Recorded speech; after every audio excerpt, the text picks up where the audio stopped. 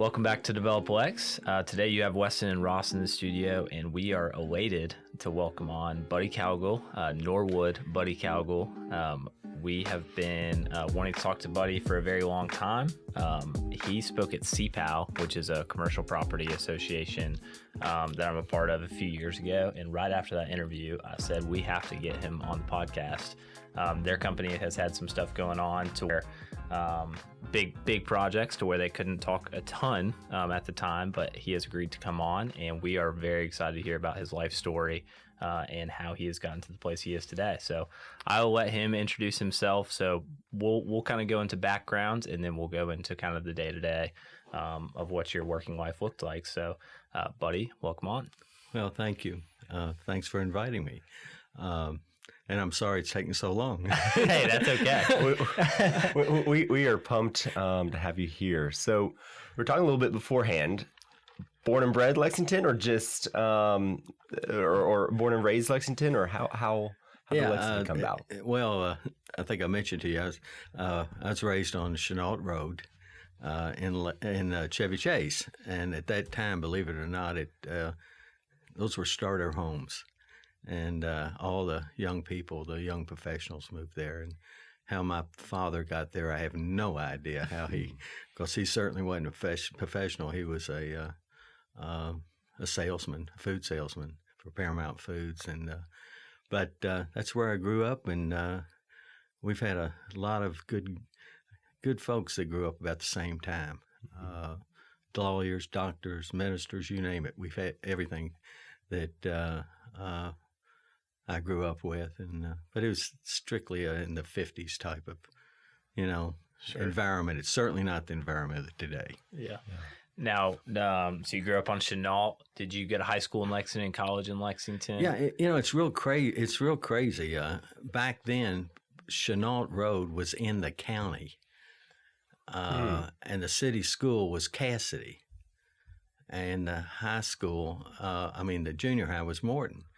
And if you know Lexington very well, it's right next door to Chenault. But I was in the county, so I went to Kenwick, which is now, I think, a hearing center or something, Mm-hmm. and then to Lafayette. We bused me all the way out to Lafayette. Nice. Instead of going to Henry Clay, which was over here on Go General, on Main Street. I'm a Lafayette guy as well. Which is crazy. So anyway, that's where I went to high school, and then I stayed in town and went to Transylvania. And Transylvania is really important to my family, to myself and my family. That's where I met my wife, and probably the best decision I made. But anyway, she graduated from there, and so did all three of my daughters. Wow. And I've had 4 grandchildren graduate from there. So it's special to us. I've been involved on the board there for probably 30 years. I'm chairman of the board there. And it's a great school. We got some great graduates and really good faculty, good everything. I mean, I can't say anything. There's nothing bad about Transylvania. I think we don't get our story out enough at what we do with our graduates, and our graduates are very successful people. We've had a few now. We're up to a few people on this podcast that have now gone to Transylvania. Well, good. Brian Wood was one of our more popular. I mean, he was an incredible speaker, and he spoke very, very highly of Transylvania. Yeah, well, Chad Needham. Chad Needham, yeah. There's been a few. Yeah, good. What did your trajectory look like after graduating from Transylvania? Well, when I went to Transylvania, I thought I was going to be a doctor. So I took a lot of pre-med courses. And then at an early age of 20, I got married. And that's when my real estate career started in a way, because we didn't really have a lot of money.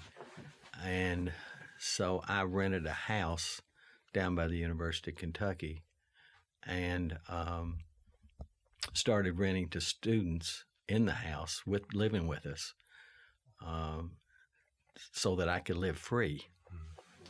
And that's really where I got started. And I said, heck, this makes a lot of sense. Because number one, we were living free. And number two, I was making money on the side. And I really think the only reason I really thought about being a doctor was it makes good money. Yeah.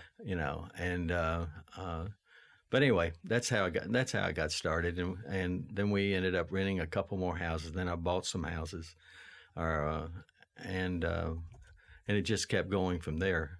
My father had a few houses that he rented. So I probably got some of that from him too, because I saw that, you could make some money on it. But the things have changed so dramatically. Back then, we had they think the market's good now. The market back then was just, I was buying houses. Oh gosh, I was buying houses for $12,000, $15,000, and I was renting them out. We paid for them in 5 years, 6 years. Wow. And then they built those dorms, those tall dorms. Ooh, didn't like that at all. It hurt our occupancy. Yeah. Now they've torn those dorms down, but boy, we're ready to kill the UK back then. But anyway, we got started in that, and then my interest in transit really also started at that time, because to fill these houses up, I needed furniture. Mm-hmm. And I was, trying to find furniture, and it just so happened Trancy was selling the furniture out of a dorm. It was 100 and some odd roomfuls of furniture, and I made a bid on it without telling my wife. I took all our savings and made a bid on it, and I'll be darned if I didn't get the bid. So anyway, we can talk about that for a long time. But it probably the only really big problem. After that, I think my wife just let me run. Yeah. But she let you prove yourself a little bit, and then. Yeah, well, it's real funny on it, because the guy that had all I wanted was 10 roomfuls of furniture, and I had I bought 100 and some odd. So when I went home and told my wife that I'd done that, she was not happy. And then she got happier when the second bidder called me up and said that he would give me the 10 roomfuls free if I let him have the bid. And I said awesome. No. Oh! So anyway, to make a long story short, that summer I sold the rest of the furniture out and borrowed the money. It was 7 tractor trailer loads. And that's really why, I guess, because it got me started, because we made some good money that summer. And it got, so therefore I guess I owe a little something to Trancy, because I had the opportunity there. But I had a fun summer, because, of course, I didn't know you're supposed to pay sales tax when you sell things at that stage of my career. And I didn't know you're supposed to pay income tax at that. So you really do good money when you don't pay sales tax. Absolutely. But anyway, so that's my story at Transylvania. That's awesome. This episode is brought to you by Bank of the Bluegrass. It's easy to preach about being a community bank without actually operating that way, but I can attest as a real customer of Bank of the Bluegrass that they are truly in the community and for the community.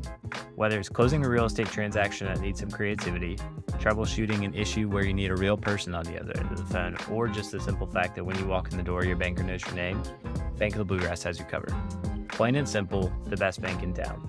Bank of the Bluegrass, member FDIC. NMLS 421548, Equal Housing Lender. DevelopLex is sponsored by SVN Stone Commercial Real Estate, a full-service commercial real estate firm located in Lexington, Kentucky, affiliated with the SVN International Network, which is comprised of over 1,600 advisors and staff and 200-plus offices across the globe. The SVN Stone team consists of experienced commercial real estate advisors in the heart of the Bluegrass. SVN provides commercial real estate services to large corporations, middle market businesses, and individual entrepreneurial investors. Serving the greater Lexington area, SVN offers advisory services for sales, leasing, management, and development of commercial properties locally, regionally, and nationally. With transaction volume of over 400 million, the advisors at SVN Stone Commercial Real Estate have vast experience and deep understanding of all aspects of commercial real estate. And so went from you had a few houses, had a lot of furniture, and then where did kind of your career trajectory go from there? Were you a full-time real estate investor at that point? Were you doing something else as well? Well, it started out, I worked for Jericho, for Jerry's Restaurants, and I did that for 3 years, and which is an exciting, great business. But boy, it's not a family business. Mm-hmm. If you want to have a family, and it's not. It's a tough business because takes a lot of hours, and I made really good money in it. But more importantly, I think what I really learned about business with it. Actual bit. You learn a lot in college, but till you get out there and see and meet people and learned how to manage, and learned a lot about just more operational type things. And it was tough. I mean, Warren Rosenthal was tough. I mean, he's a tough guy to work for. I can tell you right now. But from there, I went, and during that time, I also developed a house or two, and then I went and worked with my father with Paramount Foods in Louisville for a couple years, and during that time, I also was buying real estate. And one thing interesting about down by UK, which is so interesting to me, today, if you want to get financing for student housing, it's easy. I mean, it's the word's out. You make good money in it. Guys buy houses or they build apartment buildings or whatever. It's easy. Back in those days, you could not hardly get money for financing. You had to do a lot of owner financing. Actually, the first financing deal I did was with Midway Junior College, it was called back then. They were actually lending money for out of their endowment to people. But it was very difficult from a financing standpoint, even though you made good money, made awfully good money. Yeah, they didn't. There wasn't that proven track record of student housing at that point. Don't you know students tear up everything? You don't know about that? I was one at one point. Well, that was the word out. I mean, that was the word. That they, just you tore it all up. Why would you want to rent to people that are only there for maybe less than a year and they tear up everything? So absolutely. But anyway, so I did that, and then after playing around with houses down by UK, it's a tough racket, and it's okay on a small scale. But then I wanted to get into bigger properties, and first biggest property I bought was 30 units over on Dinsmore Drive, and that still wasn't big enough because you can't have a manager. So I and a partner bought the Gatehouse Apartments out on Liberty Road together, Ben Buckley. I think you've had Biff on here before. Yeah. But his dad and I were partners for, 30 years till he passed away, from late 70s to late 70s until I guess he passed away a couple of years ago. But and Biff's a great guy too. He's a great guy and a good businessman. But I think he got a lot from his dad. At least that is kind of what I think. And yes, if you could speak to you touched on there, 30 units wasn't enough. You couldn't hire a manager. Was there kind of a threshold you were like, man, this finally makes sense for me not to have to go over there and fool with this every day? Well, I think to really have the whole staff, you really got to get up to about 200. Now, you can operate with 100, but I wouldn't buy anything less than 100 because they get you a manager and they get you a maintenance guy. And 200 gets you a manager, a leasing agent, a couple maintenance people, maybe a housekeeper alone. You can have a staff to where you're not having to be there every day and worry about the toilets or whatever. Yeah. I think that should be anybody's goal. A young person is try to build up to that level. And a lot of the stuff you can do when you're younger. You do a lot of the work. I used to do all the work, cleaning and repair work and stuff like that when I had a few houses. But if you look in the long, look out 30 years, do you want to be doing that when you're 60 years old? Now, you probably don't. So if you have larger properties, you won't have to. Someone else can take care of it for you, And so anyway, and then I tried some other things during that time. I tried to be a builder, which I failed at greatly. To me, it was too much work. I just, and the women would drive you crazy. I did custom homes over in Lakeview Estates and really nice homes. But I couldn't make any money on it, and it was too frustrating. People call you at night, and so I didn't do that. Probably during those times that I did do very well on was I think it started in the late 70s. I started doing condo conversions. So where I took an apartment building and split it up into condos and sold it. And I did 4 of them. One over on Cooper Drive, one out in Meadowthorpe and off of Forbes Road out there, townhouses. And then I did one in Eastland. And the big one I did was Hanover Tires, which that was unbelievable as far as the people, because we bought it. I brought Ben in on it too, and Buckley, and we thought we were buying a place with. You got to realize we're a lot younger, okay? We thought everybody was going to be in their maybe 60s, and maybe there might be 1 or 2 in their 70s, and there'd be couples, and we could sell these condos out. Made a lot of sense. So we got under contract, and we closed on it, and then we found out what our clients were. Well, heck, they were 75 and older. I think all but 3 or 4 people were female, and we're trying to sell these, try to sell them a place that they've been renting. Yeah, I think those people still live there and they're the same age. which we were. But anyway, we got them sold. We did, extremely well. And when you buy something for 30,000 units, you sell it for 60. Do the math. And you got 100 units. It's not. You're making some money, right? Yeah. They were. Do I have time to tell a little story? Yeah, absolutely. Yeah. Got all the time in the world. I had this lady that we've been trying to sell the condos to, and she was 87 years old. And she came down and had to talk to me. She didn't want to talk to the salespeople. She had to talk to me. So I said, I forgot her name, Miss So-and-so. I said, you want to talk to me? She says, yeah. She says, listen, it's crazy for me to buy a condo. I'm 87 years old. I sold my house 20 years ago, been in here. It's crazy. And I said, I started my sales pitch. And she shut me up so quick. She said, I don't want to hear it. I don't want to hear it. I'm buying the thing. I'm buying it. It's crazy for me to buy it. And I said, well, and I started my sales pitch again. Yeah. She said, no. She says, I want to tell you something even crazier. That stupid bank downtown is loaning me money for 20 years.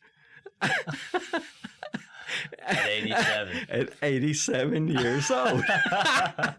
And awesome. She's talking about First Security, the old First Security that's now, Chase or whatever it is downtown. Yeah.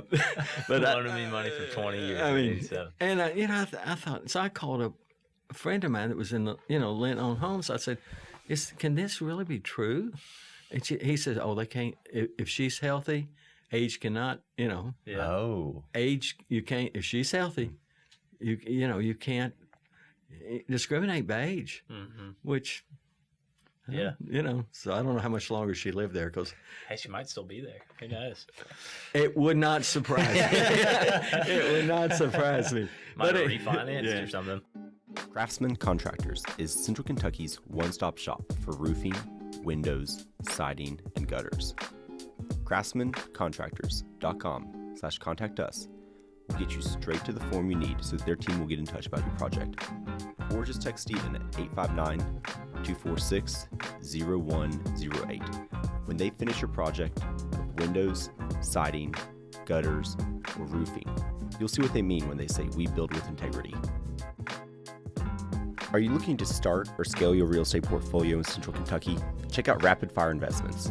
They find off-market, discounted real estate deals just for you, so you can save time and maximize profits. From single-family homes to multifamily apartments, no matter what your investment goals are, Rapid Fire can help you reach them. Sign up for their email list today and get notified when new properties become available. Just go to rapidfireinvestments.com. That's rapidfireinvestments.com. But anyway, during that time, I also did those conversions, and then I bought a property over on Legion Drive from Rex Martin. Do you know who I'm talking about? Is that the one right next to their clubhouse? Over on that's not Legion. No. I did not know you're talking about that. You know Rex Martin? No, sir. Don't know that name? No, sir. Well, he built the castle. Oh, wow. Out, and he was about as weird a duck as you could. I mean, I liked Rex, but he was just different. I've always wondered about who built that. Yeah, he built that. So he built this building over on Legion Drive, which is across from the Lexington Clinic, and and he didn't rent it, and he only sell it, and so I met with him and tried to forgot what his price was, and I'm going to be wrong on these numbers, but let's just say $2 million back then. It's 100 units, and I told Rex, I said, if you'll fill it up, I can pay close to what you want, but I cannot pay that amount of money unless it's got tenants. I'm paying interest, and I wouldn't have I didn't have that much money to deal with. And he said, no, I'm selling it. I'm not renting it. I'm selling it. Well, this is the kind of guy that builds a castle, right? Yeah. Okay. So anyway, I want to tell you, a year later, he called me up, and he says, buddy, I'm going to sell you. I'll sell it to you for what the price the price you offered. Well, hell, I'd forgotten what I'd offered. So I said, well, what did I offer last time? And I told him the price, or he told me the price, and I said, okay, I'll take that. He says, well, this is on a Monday. He says, I'll sell it to you, but we got to close on Friday. Oh, wow. I said, Rex, I don't think I can do that. I mean, I maybe had $10,000 or something. I mean, I had no money, but I was going to get a partner. I was going to do something. I figured I'd work it out some way or the other. So anyway, I called down. This is the old days. Keep this in mind. I called down to my banker at First Security, and I said, I got a problem. And he said, well, what's your problem now? I said, I've got this building to buy, but I got to close it by Friday. And he said, buddy, we got a problem. Believe it or not, we closed that Friday. Wow. And but that was the days things were a lot. It was appraised by some guy drove by, and he windshielded. Yeah. He gave an appraisal, just windshielded. Wow. And then money was very loose in those days, and you could get the money because, I'm borrowing 100%. Sure. And then probably saying I'm going to fix something up, so now it's 110%, 120%. Just I still own the property. Wow. But it's certainly a different world. That's absolutely amazing. And I tried to. His wife was Carolyn Martin.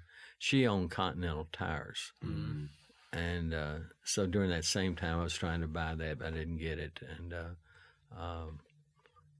but interesting people, I just don't know if we have those characters in today's world. Mm-hmm. Maybe you guys would know. We don't have the financing for sure. Yeah, definitely don't have that lender in my world these days. Sometimes it takes 2 weeks to get a closing statement. But when I did, tell you how easy it was during that time period now. Okay, during that time period. When we bought Hanover Tires, I think I paid $3.2 for it. And and I got a loan of 4.5, which I needed to fix it up, do all this thing, which in today's world, you just can't do that. You've got to have a lot of equity. Yeah. And, but back then, you know, if they knew you, it was a smaller town. If they knew you and you had a good track record, you could get the money. Yeah.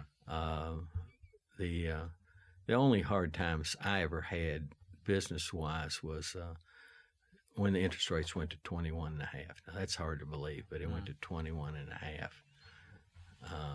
My father was getting 15 on CDs, which is just That's whole pretty different- amazing. Yeah, and I somewhere though we paid all our interest and everything, but I really got ticked off afterwards because there were some of my friends that they just forgave it. Yeah. You know, the banks forgave them afterwards. But anyway, So when interest was in the high teens, low 20s, how were deals working? Was it just fewer deals and you found people that were hurting and you can make it work? How did deals work back then with that much interest? it didn't. When it got to 21.5, there were no deals. There were no deals. Wow. Now, afterwards, there were deals because people were so upside down. But nothing was happening at 21.5 to amount to anything. Also, you got to realize that's, 45 years ago? Is that what it is? Whatever. Things have, it's a whole different world. There's a lot more people in the game today than there was back then. So our competition for deals was a lot less than it would be today. There was no big money coming into Lexington, like for apartment things. Now, if you had 200 units, I don't know about right now because things are really dropped off.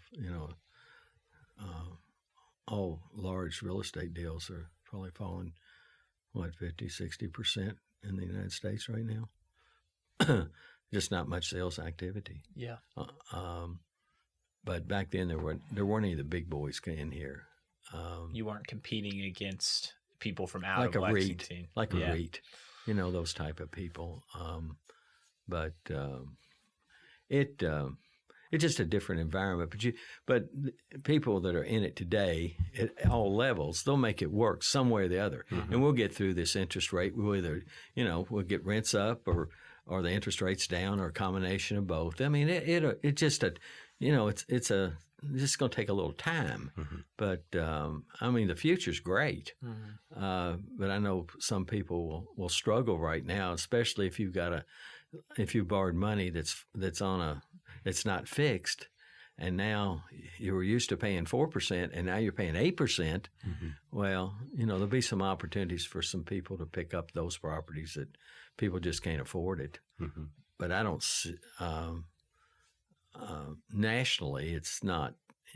Actually, we're probably better off than nationally right here in Lexington. Lexington's been a solid market. I've been in other markets, and a lot of them go up real fast, and then they fall real fast.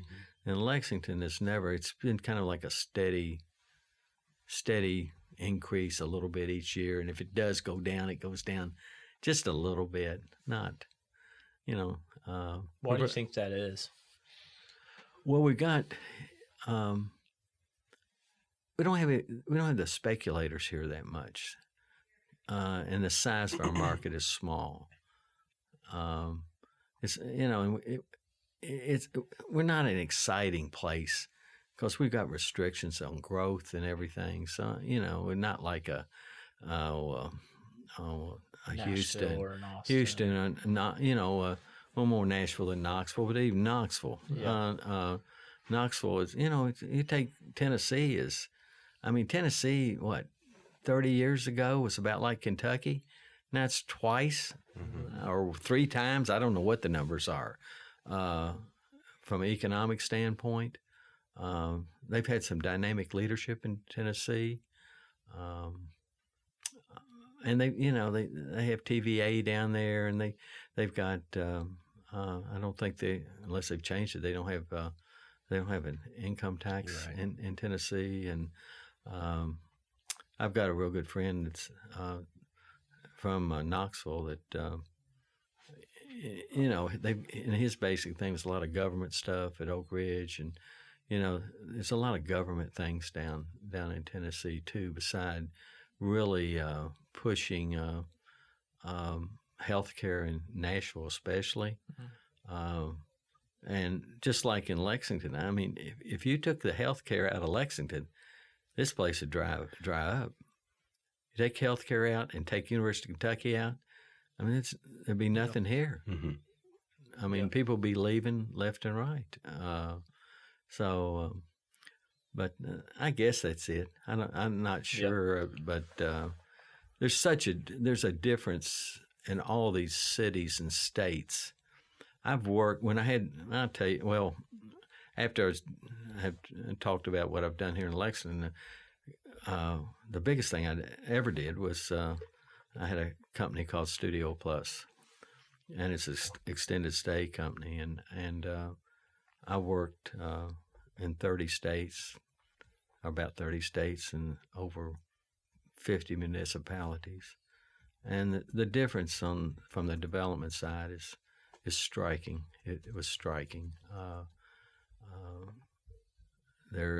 And some of these cities are literally so corrupt that you would not believe, and we wouldn't pay bribes. Mm-hmm. But there's certain places, and I'm not going to talk about where they are, but that basically you're paying politicians through an attorney or through an engineer or through somebody. Mm-hmm.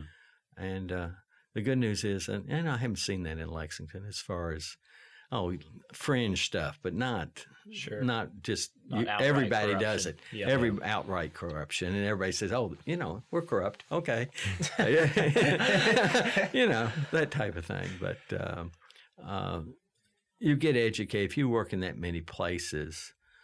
You kind of get a feel of the city and the people in the city. Yeah. And I'll tell you right here, we've got good people in this city. I mean, I get a big kick out of it because all us developers can't stand the planning staff.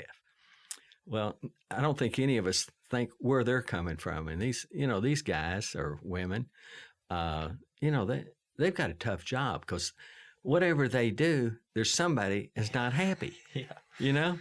Yeah. So, like, we always criticize, but, I'm not sure their job isn't tougher than my job, because it is a tough job if you think about it. Yeah. And it's so much easier for them to say no than yes, because if they say yes, there's some group, I guarantee you, they'll be out there just raising Cain. And yeah. But anyway, I guess I still got to support the developers. And, and I think along those same lines, we're talking now about expanding the urban service area. And I've one way I think that's a great idea, and the other time I think it's a bad idea. And I've told people, I said, I'm not sure it's good for me because if they limit the supply, doesn't that make my property worth more? Yeah, I think it does. So anyway. But if you could, I'm curious because I would like to dive into a lot of really just like your day to day with Studio Plus. That's the correct. Well, and the name of that company was Studio Plus Hotels. Studio Inc. Plus Hotels. Yeah. It started out with Rex Martin's building. And we started renting that. Actually, Pat Madden can tell a better story about how it started because he embellishes everything. He makes it sound better than what it is, better than I can tell the story anyway. Mm. But anyway, I bought that building and I had to fix it up. I had to get it filled up as fast as I could because of the interest. I had to do it. And I told my manager, I said, I don't care who you put in here. I don't care how long they're going to be. here. I don't care. You can rent it by the week, by the month. Don't tell anybody. You could even do it by the day. I don't care. Just get me some money in here. So maybe 3 or 4 months later, I get my statement from over there. And it's wrong. It's wrong because right there it says I'm 50% occupied. But I'm bringing in the money that if I was 100% occupied. So I go down to my accountant guy and raise hell. I say, this is wrong. What's going on? Well, what basically happened, she just started renting them by the week or by the month, and she just put some big number on it. People paid it. So I say, we're just keep on doing that. Let's keep on doing it. So we did that with that, and then I built the first really furnished, really kind of the first deal was out in Patchen out off of Richmond Road. Mm-hmm. In fact, a couple of years ago, I bought it back just for. I mean, it doesn't make any sense for me to buy, but I bought it. No. So we started building. I started building. First ones were here in Lexington, one in Patchen, one out on Texas Creek Road. Then I went to Louisville, built a couple in Louisville. Went to Cincinnati, built a few in Cincinnati, and I'd gotten up to 17 or 18 of them, all Ohio. It was Ohio, Kentucky, Tennessee, just just that thing, and I need money, so I went to some different groups to see what I could do, and like the Carlisle group. I don't know if you're familiar with them in D.C. It's a big money place. They do a lot of different types of deals, and I wasn't having any trouble getting the money, but they wanted control. Mm-hmm. I didn't want to give up control, so we decided that maybe the best thing to do would be to go public. And be honest with you, I knew nothing about it. I mean, nothing. Maybe less than nothing. But I was fortunate enough that one of the lenders at that time was the Lehman Brothers. Mm. And I'm thinking, they offered me, made sense to me what the deal was. So then they went under. It's like 1990 or 91, 2 or something like that. So now I had to find another underwriter. And luckily, we were fortunate enough. At that time, it was Smith Barney and Montgomery Securities. Both of them do not exist today, but they were very big. Montgomery was out in San Francisco, so they gave me West Coast money, and then Smith Barney was all over the United States. So we cut a deal, and those deals there's a lot of risk if you go with a national firm like that, because you're putting up all the money for all the legal, all the prospectus. Back then when the internet, so yeah, everything's printed and all that, and then you got a lot of travel involved in it too. So I probably had over $1 million speculative that we could sell the stock. So then you go on a road show and you go all over the United States and trying to sell. That's the biggest sales job you can do. You go from Boston to, I probably had about 15 stops, 20 stops over 2 weeks. Probably the most I did, I did Boston one day. I did a breakfast, a lunch, a dinner, and three, I guess it was 3 one-on-ones in the morning and 3 one-on-ones in the afternoon.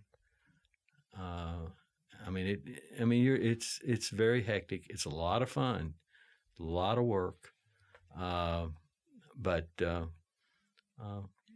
really enjoyed it. Maybe we could have made more money if I'd never gone public, to tell you the truth. But it was, I wouldn't trade that. Wouldn't trade it for that experience for any amount of money. It was that much fun. It really was. On the other side of the coin, those people are the greediest people I've ever been around.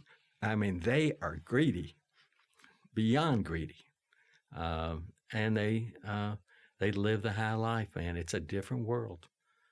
I mean, it's not my world, but it's like like people talk about on TV. I mean, it's limousines and private planes and anything under $500. I mean, this is 20 years ago. Anything under $500 for a bottle of wine, God Almighty, can't imagine. And make sure now you can tip them 15 or 20% on the food, but on the wine you only do 5. Now, does that make any sense when you're spending it?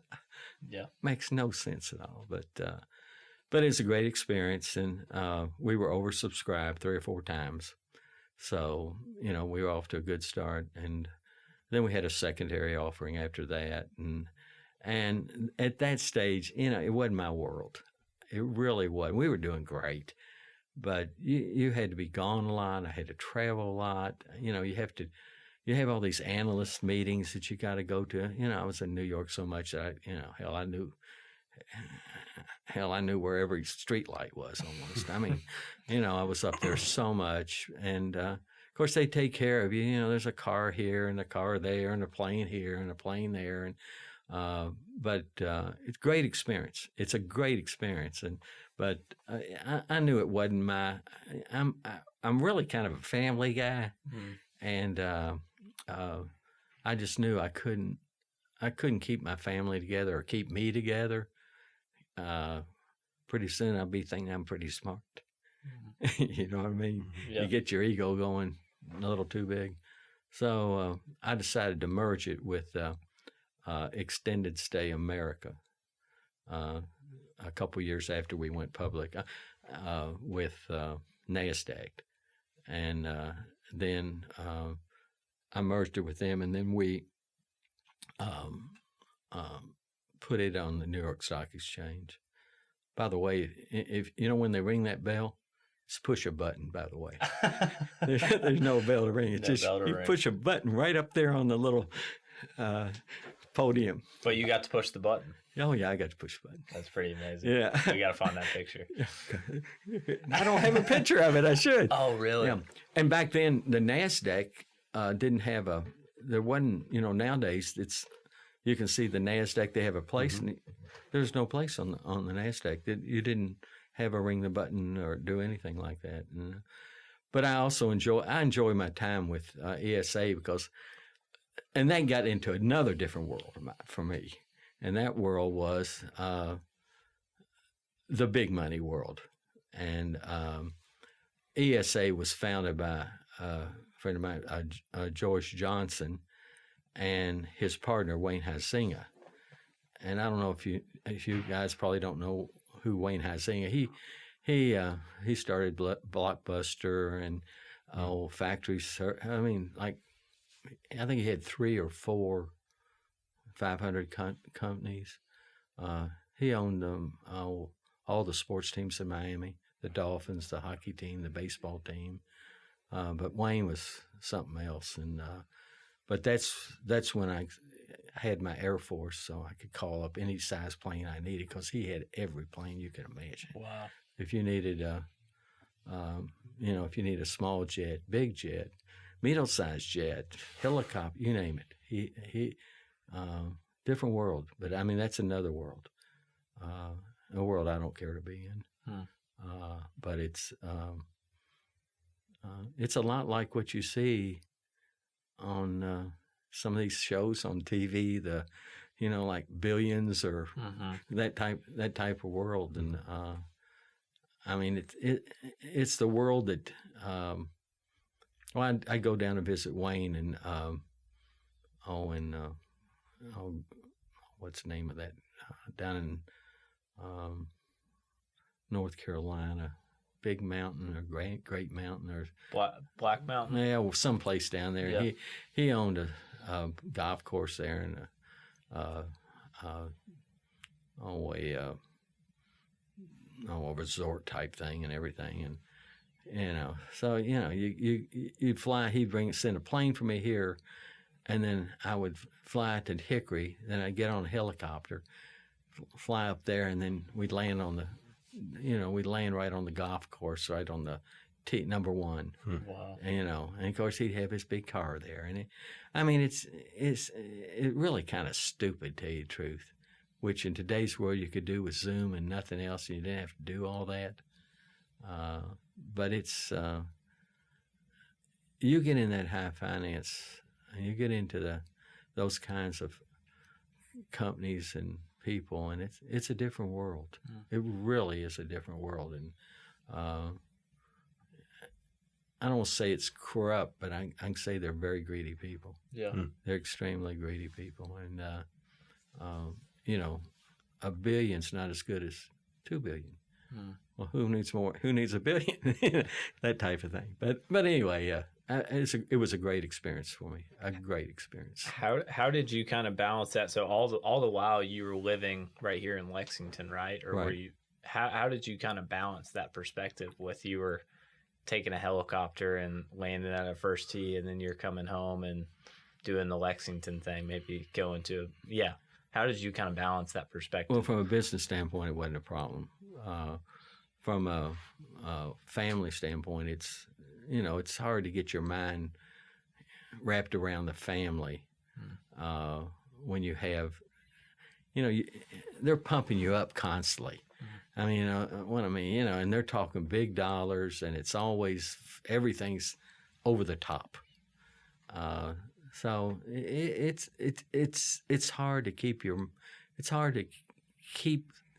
your mind, stable almost, and that's why I got out of it in about 2000. About 2000, I was on the board there and CEO of their extended stay thing of Studio Plus still, but I just it wasn't for me. Sure. It just really wasn't. And it wasn't, you can't do that and have a family. And I'm lucky. I've got 3 daughters and I got 3 son-in-laws. And believe it or not, they're all good people. And I enjoy them. Of course, my wife runs everything. So.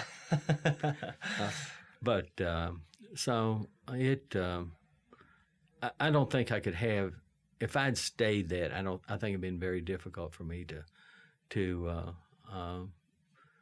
still really maybe even be married. Who knows? Yeah. I mean, because you see an awful lot of things out there that are not good. Yeah. I mean, you see or hear a lot of things that aren't good, and then you see some things that are great. I don't want to make it all. Look, it's capitalism, and it keeps things going, and so it's not on one-sided at all. Yeah. It just wasn't for me. Sure. If that makes sense. It just wasn't for me, and but nevertheless, a great experience for a phenomenal perspective giver. I talk about, they sent a plane for me for the Masters, and they got a limousine at the Masters, and seats on 3 or 4 greens, and, and it all sounds great and everything, but, what's more important in life, if you really think about it? And I still enjoy business. Don't get me wrong. Sure. I enjoy business. I just don't want to get into all of that. Yeah. I just don't want to be in that. And sure. Now, so you just gave us a timeline there. So you said about 2000 was when you got out of that, or at least loosely got out of that. What has Cowgill looked like from 2000, or I guess what has your kind of working life looked like, and what kind of things are you involved in from 2000 on, and what is kind of where are you guys at today? What kind of projects and where are you all at today? Well, right after I got out of that, I started another company called Office Suites Plus, and we ended up with 30 some odd locations in 6 or 7 or 8 states. Hardest business I've ever been in my life. Tough business. Ended up selling it to Regis, which is an international company, if you're familiar with Regis. and it's like Regis or WeWorks. It's most of those companies, if you look at it, they raise money. They don't make any money. They just raise money and borrow money.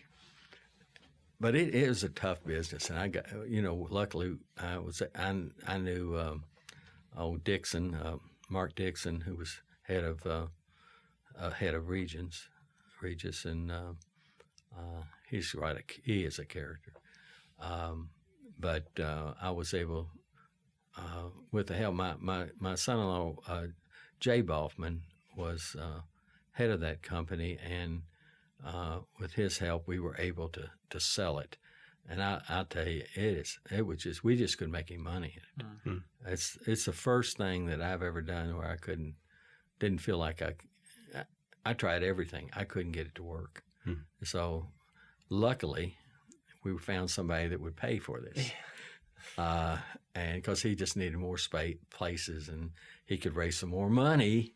Mm-hmm. So if he paid me, I forgot what it was, $30-40 million, then he could, he might raise 30, 40, or 60. He probably raised 60 because he bought me for 30. I don't know what the numbers were, but anyway, we got out of that. And then since then, we've been, that's probably 2010 maybe. Since then, we've been concentrate our efforts really in the apartment business here in Lexington. And I've really sold everything outside of Lexington, properties that I've accumulated over the years. And really starting to concentrate more on Lexington in the apartment business. And what do you feel like Lexington can do better moving forward, and what is something that excites you for the city of Lexington moving forward? Well, I think the planning, they're starting to get a grips on planning now, and I think government says we really need to revamp our planning and how we do it and everything. That's the good side. The bad side, if they come in with a heck of a lot more regulations, it's just going to make things a lot more expensive. So, it's just difficult. Government has a difficult job to get everybody on board. Now what was the other question? And then what are you most excited for moving forward in Lexington? What kind of qualities do you think that we have that maybe position us uniquely? Yeah, I think your story is interesting because you've been incredibly successful, and you've done it all from Lexington, but it hasn't necessarily been in Lexington. So maybe an encouragement for people that want to live in Lexington for a long time of what the city has. Yeah. Oh, the city's a great city. I mean, you can sit here and talk about all the bad things and everything if you want to about this politician or this regulation or what, but we were very fortunate. We live in a great city. And I think what's makes it great to start with is UK and Transylvania. If I move to another city, I sure would want to go to a city that had at least one university. Nashville's got how many? Mm-hmm. I think our the university is just terrific. Of course, Trancey's not anything. UK's huge. Sure. Trancey's little, but I mean, here again, it's education, and if there's anything that we need to be pushing, it's education. And all you read now is anti-education, which doesn't make a lot. Just because some billionaire quit school at 16 as a billionaire doesn't mean that's the answer for society. I mean. And if anything we need, to me, the number one thing in the state is education. There's more and more education for people. I think we're real positive. I'm real positive about the city. City's a great place to live. It's a great place to, you can get good people to work with you here. There's quality people out there to hire. There's not really anything real negative from my perspective on it. I don't see the city growing greatly, but I also don't see it decreasing. The scary part is if it ever starts decreasing, I mean, where your population decreased and you don't have new stuff happening, I mean, then you're in real trouble. Mm-hmm. Then you got a turnaround. And if you have a turnaround, it's a lot harder than to keep the ball rolling. So I think the question is how fast we keep the ball rolling. It's a great town. I'd tell anybody, come here. I don't think we've got the opportunities here, though, that some of the other cities, and that's why we lose so many young people. Sure. You know, and we have a lot of very talented people that actually I think they're more talented than they were early in my career as far as getting folks to work with you. And I think we got a lot of entrepreneurs in this town. Well, I think we're sitting in a building and it's full of entrepreneurs. Mm-hmm. Yeah. Huh? I think it is. Awesome Inc. Yeah. So you just need to work on retaining all of them in some capacity. And that's the problem. And some of these other cities are more exciting. And that's why I hope we can keep downtown going and growing and more things happening downtown for young people to do things. So, that's what keeps people, wanting to be in the city. And so we've got one property here downtown, and it's done real well. And I think we just need more housing down here. We've said this for 50 years, but I think the Webbs and Lincoln are going to do something on the hill behind Rupp's Arena or Central. When it's Central, yeah. Luther will kill me not knowing the name. I better be careful. He'll be all over me. But if that really goes, that's a heck of a lot of people downtown. Mm-hmm. I know there's another project up on Maxwell that if it gets approved and everything, it's more student housing, but it's closer to downtown, and we just need more things for more experience type things, more entertainment for people your all's age. Mm-hmm. I think absolutely, I agree. But it'll happen. Yeah. It's all going to happen. It just, I just hope I'll be around to see some of it. Well, buddy, thank you so much for everything that you've done for the city. Thank you just for coming on and sharing your experiences. Hopefully it can inspire the next person to kind of fill your shoes and just get excited about the city of Lexington. Yeah, good city. DevelopLex is a part of the Middletech family of brands. This episode is edited by Jacob Spencer. Emily McCarthy creates our social content that serves you daily.